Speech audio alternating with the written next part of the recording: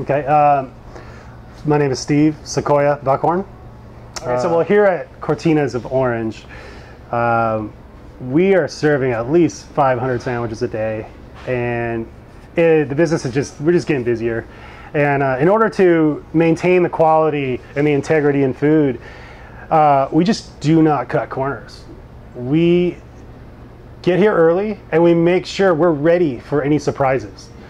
So we do not have to sacrifice quality. Well, originally I was really interested in art. So I was in art classes, advanced place art, and I actually couldn't turn anything in. I was pretty good at it, but I was too self-conscious of all my work, and so I eventually just dropped it. I knew that one day, like a writer has writer block, I knew it would come to me like what would be my original idea. And so I got the job at Cortinas, and I felt really proud of the food I was working with and the product I was putting up. And I saw somehow how art plays in food, and so does music. I think like somehow there's this common thread in art, food, and music that you need balance in food, and you need balance in sound and balance in art. You know, food needs to be sweet, and it needs to be sour, or it needs to be hot, or it needs to be cold or spicy. You know, it has these different ranges, and in order to find the balance. And same with art, you know, finding the perfect contrast, and in music is the same. So I've always been heavily into music and art and food. It just makes perfect sense to me.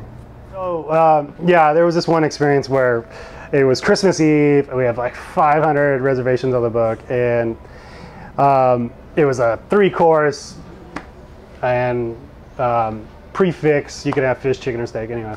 But you know, we were busy, and we were cranking it out. We were doing great, and then out of nowhere, all the power goes out, and so by this time, I was pretty well seasoned, you know, at what we were doing there.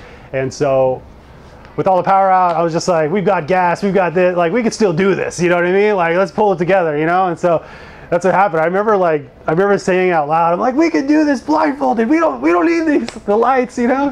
And so I don't know, I think that just like encouraged everybody. And so we begged it out. We had security up there with flashlights, you know. It was I'll never forget it. It was a successful night in the end. I mean, we were all really stoked on that night. Sometimes it's just a flavor, and I just can build off that. I'm gonna find out what's gonna enhance that, or what's gonna complement this or that. You know, what with food or spices or what have you, or sauces, and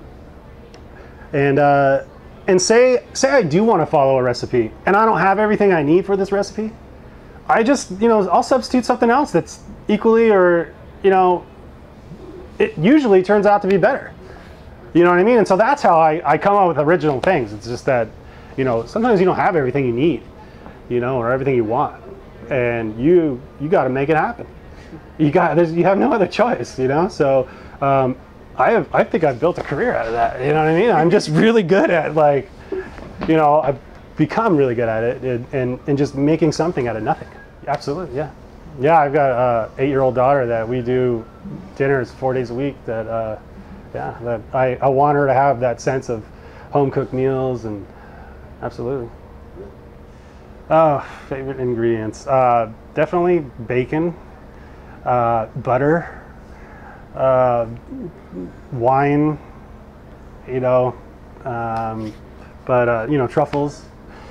But you know, I enjoy just like simple things like caramelized onions, something as simple as caramelized onions, and have the sweetness that comes from those, and how easy they are to pair with anything.